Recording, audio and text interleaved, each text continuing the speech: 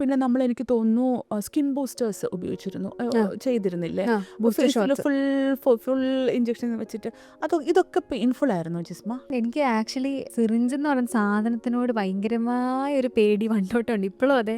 വെറുതെ നമ്മൾ മറ്റേ വയ്യാണ്ട് എനിക്കൊട്ടും തോന്നിയില്ല. പിന്നെ ഞാൻ കിടന്ന് കാറുന്ന എനിക്ക് ആക്ച്വലി ഭയങ്കര പേടിയുണ്ട് അതിനോട്. ബട്ട് ഈ പറഞ്ഞ പോലെ നമ്മൾ വിചാരിക്കുന്ന അത്ര പെയിൻഫുൾ ആയിട്ടുള്ളൊരു പരിപാടിയായിട്ട് എനിക്ക് തോന്നിയില്ല. കാരണം ഭയങ്കര വേദനയായിരിക്കും സിറിഞ്ച് കുത്തുമ്പോൾ. പക്ഷെ എനിക്ക് ഇവിടെ ഒന്നും ഐ ഡിഡ്ന്റ് ഇവൻ ഫീൽ നമുക്ക് ചെറിയൊരു മറ്റേ തിക്ലിംഗ് സെൻസേഷൻ ഇല്ല അതുപോലും. എനിക്ക് തോന്നുന്നു ജിസ്മ മേ ബി ഞാനുമായിട്ട് ഒത്തിരി കംഫർട്ടബിളും കൂടെ ആയതുകൊണ്ട് ആ ഒരു ധൈര്യം ഓൾസോ മാറ്റേഴ്സ് അല്ലെ. നമ്മൾ നോക്കുമ്പോൾ മുഖത്തോട്ടൊരു സാധനം കുത്തുമല്ലേ, ഇപ്പം ഒരു ഡെന്റിസ്റ്റിന്റെ അടുത്ത് പോകുമ്പോഴും നമുക്ക് ആ ഒരു ധൈര്യമാണ്, ഡോക്ടറുടെ പുറത്തുള്ളൊരു ധൈര്യമാണ്. എനിക്ക് ഒരു ഡെന്റൽ ട്രീറ്റ്മെന്റ് എന്ന് പറയുമ്പോൾ ഞാൻ ഒരു 3-4 ദിവസം മുന്നേ എനിക്ക് ഉറക്കം കുറവായിരിക്കും. എന്റെ മുഖത്ത് ഫില്ലറും ബോട്ടോക്സും ഒക്കെ ചെയ്യുവാണെങ്കിൽ പോലും ഒന്നുമില്ലാത്തൊരു ടെൻഷൻ ഒരു ഡെന്റിസ്റ്റിന്റെ അടുത്ത് പോവാന്ന് പറയുമ്പോൾ. സോ ഞാൻ ഒരാളെ ഫൈൻഡ് ഔട്ട് ചെയ്തിട്ടുണ്ട്, പുള്ളി ഒരു പെയിനും ഇല്ലാതെയാണ് എനിക്ക് പ്രൊസീജിയേഴ്സ് ഒക്കെ ചെയ്തു തരാറ്. അതേപോലെ മുഖത്തോട്ടൊരു ഇഞ്ചക്ഷൻ അല്ലേ, എന്റെ കണ്ണിന്റെ അടുത്തോട്ട് ഇഞ്ചക്ഷൻ അല്ലേ എന്ന് പറയുമ്പോൾ ആ ഒരു ട്രസ്റ്റ് ഒത്തിരി മാറ്റർ ചെയ്യില്ലേ നമ്മൾക്ക്.